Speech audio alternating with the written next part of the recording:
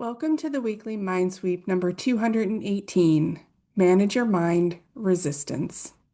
Spells, Stories, and the Neuroscience of Resistance.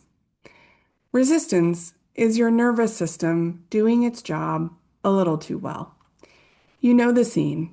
You clear your desk, you make the good coffee, you log into your computer, and even adjust the brightness on your screen as if it might open a portal to motivation.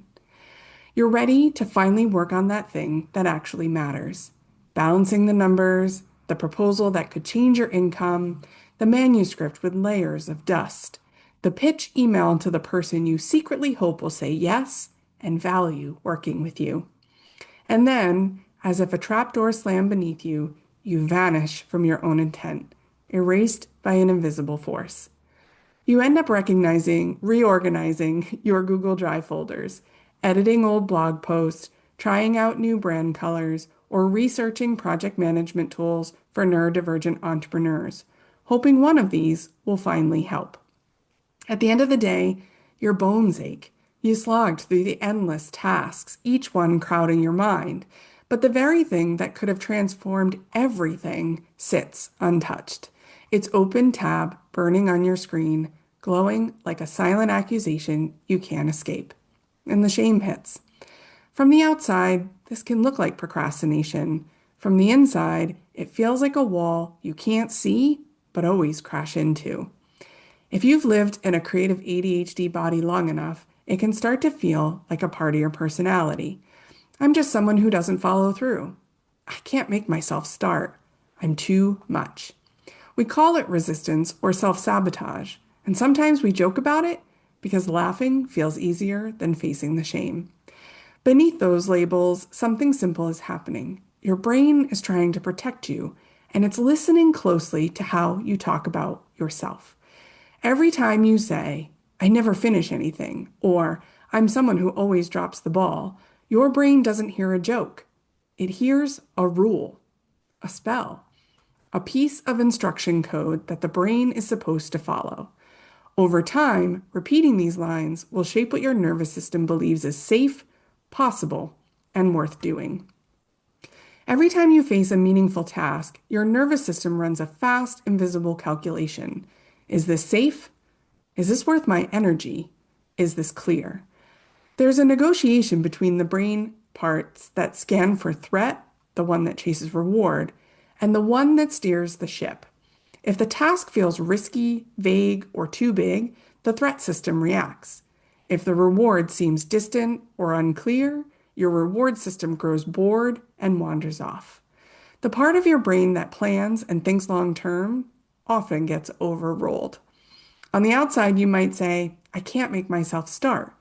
Inside, it feels more like, this is scary. This doesn't seem worth it yet. Or, I want to do it, but it's hard to begin. Now, add in all the spells you've been casting under your breath for years. If you keep telling yourself, I'm someone who doesn't follow through, your brain files that as identity, not commentary.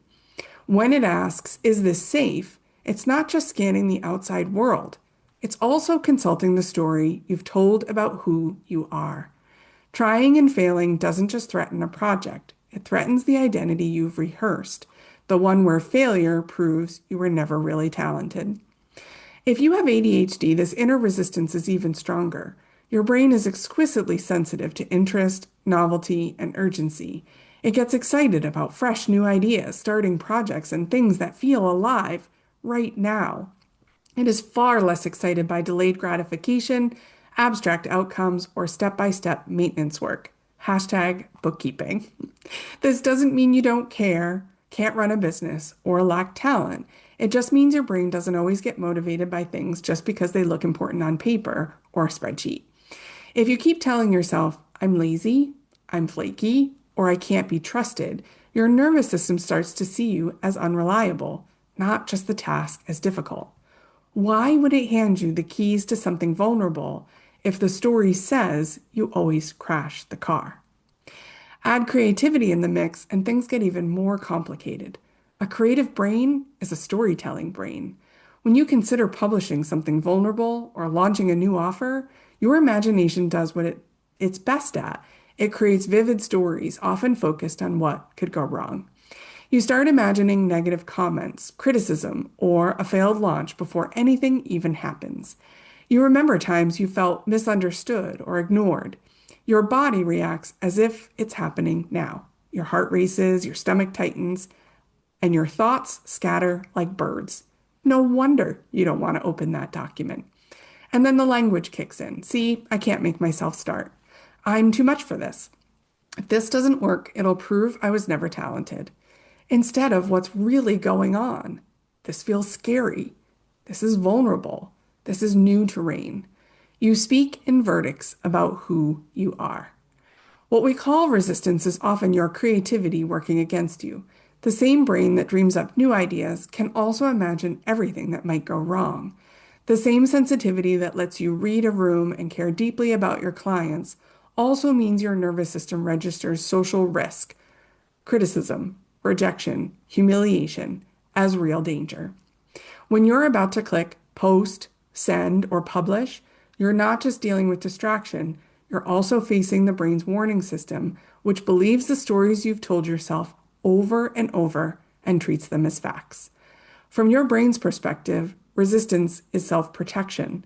It doesn't see it as sabotaging you. It sees itself as shielding you from all the stories you've told it. If you listen closely under the I just can't, you often find very specific fears, not vague failure in the abstract, but concrete stories. If I really show up and this flops, that'll confirm I was never that talented. If I send this pitch and they ignore me, it'll mean that I don't matter. If this work and my audience grows, I'm not sure I'll be able to keep up. Your nervous system is working with a history of real moments. Maybe the teacher wrote not living up to potential on your report card. Maybe a friend called your business cute. There was a launch that landed with a thud or a post that got silenced when you hoped for a chorus of, yes, I'll buy that. Over time, those moments turned into beliefs like, I'm not someone who finishes, I'm too much, or I'm not cut out for this. Your brain adapts to those repeated messages.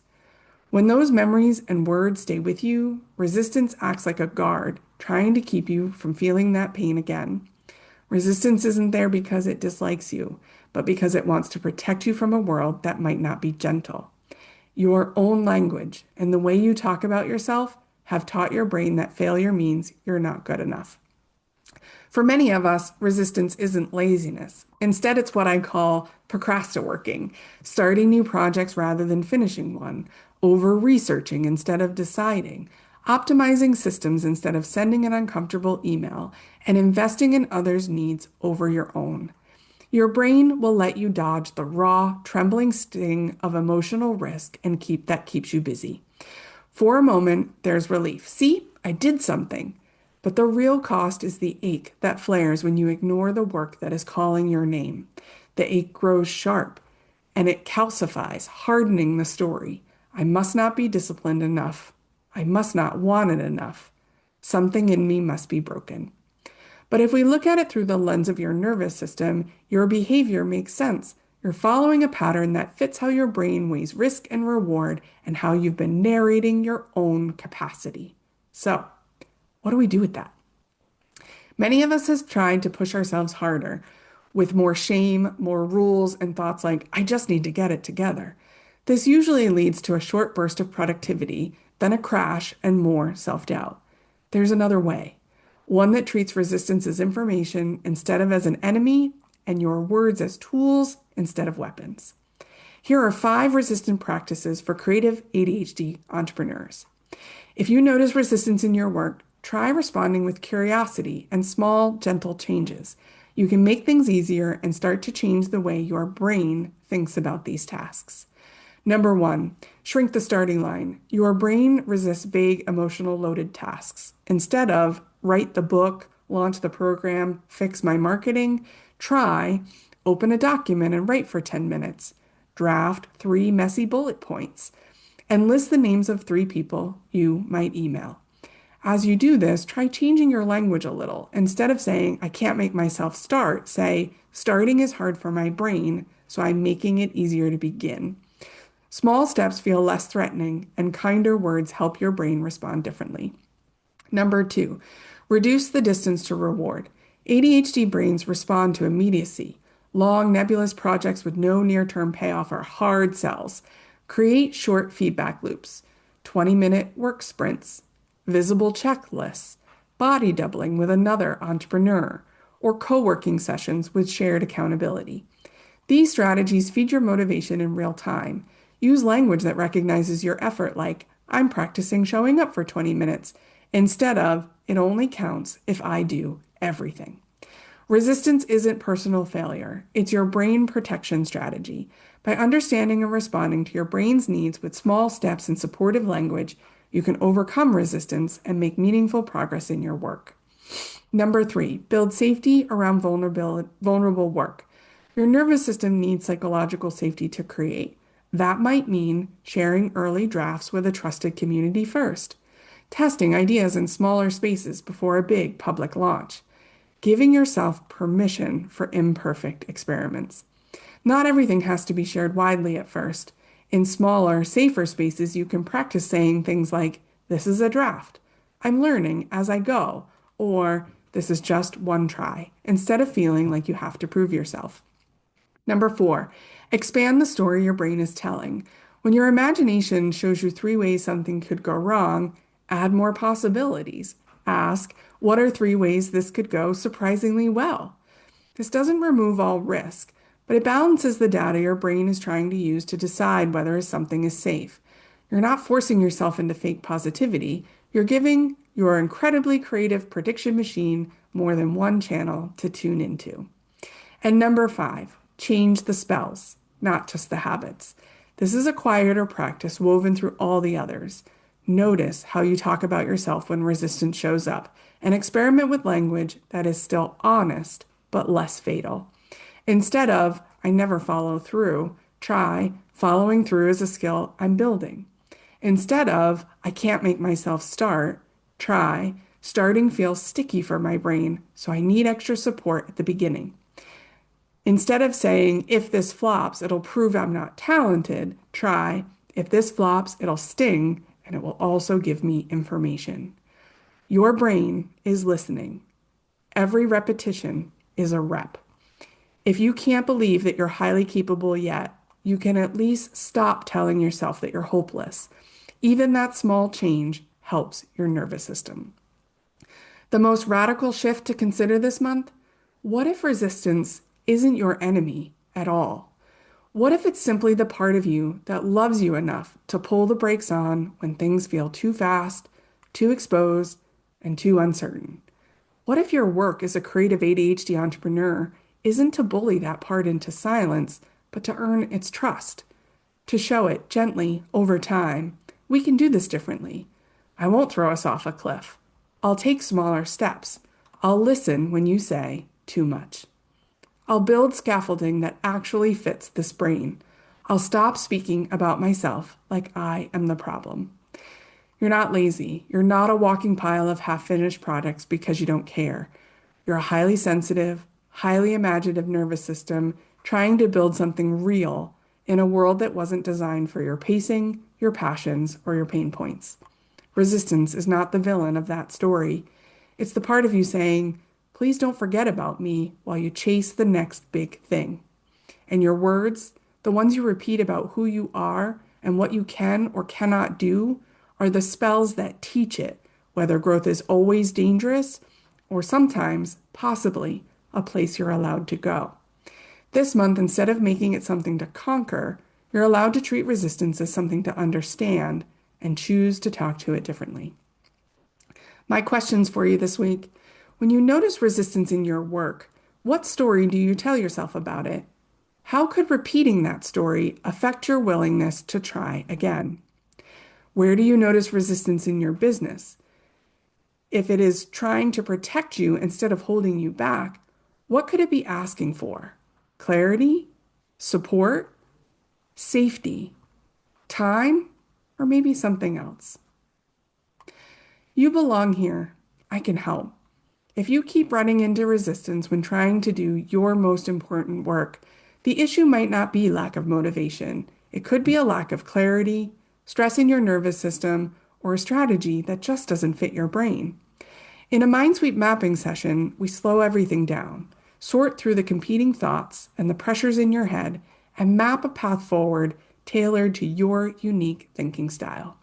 By the end, you'll have actionable steps, renewed confidence, and a clear sense of direction. If you're ready to stop wrestling with resistance and start building momentum, take the next step and decide, do you want a free consultation to talk through your current state or book a MindSweep mapping session? If this conversation resonated, you don't have to navigate resistance alone. Curated Conversation is a weekly live space for heart-centered, ADHD-wired entrepreneurs to slow down, reflect together, and understand what resistance is actually protecting rather than shaming themselves for feeling it. We look at the subtle stalls, the overthinking, the I'll start tomorrow. We untangle avoidance from nervous system overwhelm and create small, supported movement forward. If you've never joined us, your first month is free. Come sit in the room. Listen if you want. Speak if you're ready, and stay if it feels like home. You can learn more about booking a free consultation, learning more about the weekly MindSweep, or book a MindSweep mapping session or curated conversation, all on my website, chickbookcreative.com.